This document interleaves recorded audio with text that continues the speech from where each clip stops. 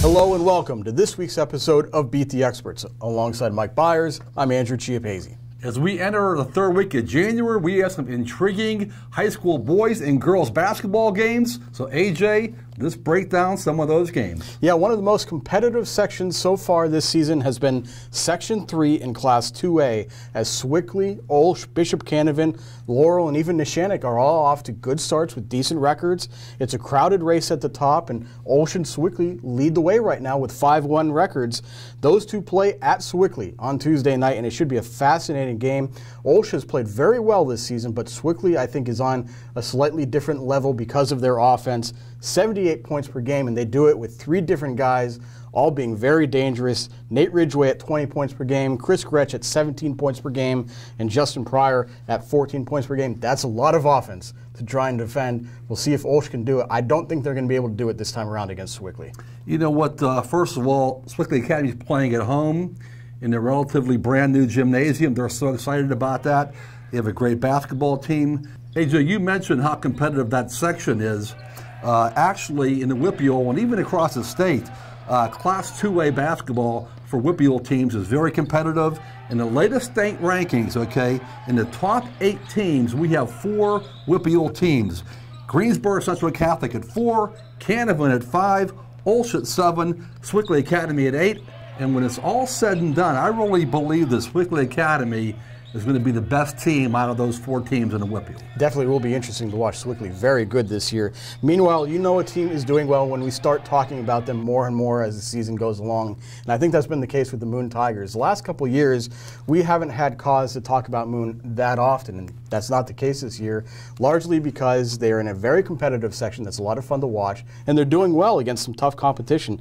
They play an important game against Montour on Tuesday, and Moon and Hampton are tied for 3rd in that section right now. Montour a half game behind them, so playoff positioning obviously very important even at this stage of the season.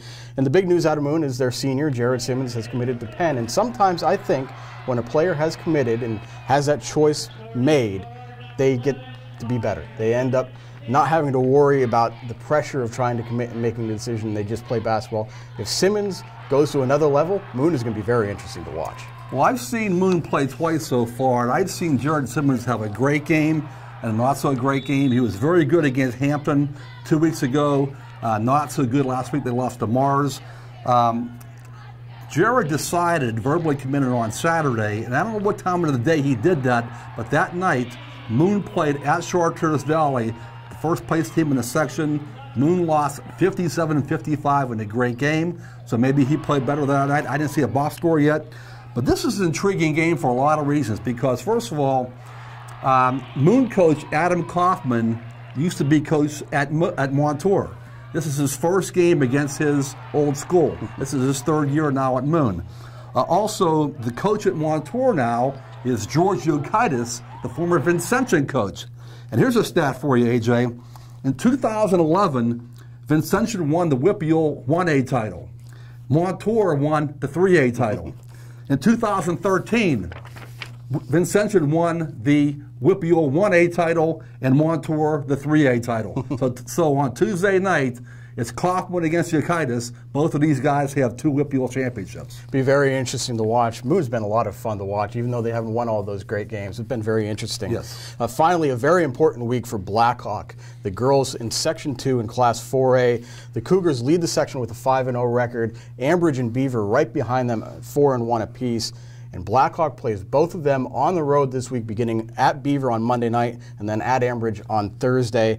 Blackhawk has played a brutal non-section schedule, so their overall record isn't all that impressive, but they have been tested, and we have learned that they are a very, very good 3-point shooting team, and that may be the difference when they play Beaver and Ambridge. Blackhawk has made 126 3-pointers. It's almost 10 3-pointers per game. That's a lot of threes at the high school level. Neither Beaver nor Ambridge has the firepower to keep up with Blackhawk. We'll see if maybe they can find something defensively to slow down the Cougars, because otherwise Blackhawk seems to be the team to beat in this section. Well, AJ, I will say this, okay? Blackhawk has a 6-7 overall record, okay? They're 5-0 in the section, 6-7 overall, but they played a very tough schedule.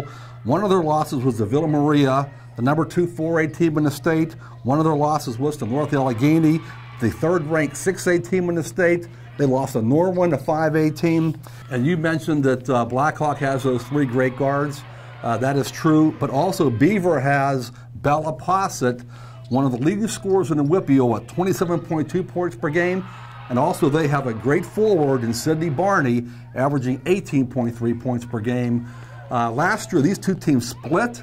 So that should be a very interesting game for Blackhawk tonight at Beaver. And then again, they play on Thursday at Ambridge, although Blackhawk has already beaten Ambridge this year. Yeah, definitely a very interesting week in that section. Well, that does it for this week's episode of Beat the Experts. You can keep track of all of these scores on timesonline.com. Join us at timesonline.com on Thursday for the latest edition of Game On the Record. So for Mike Bires, I'm Andrew Chiappazzi. We'll see you soon.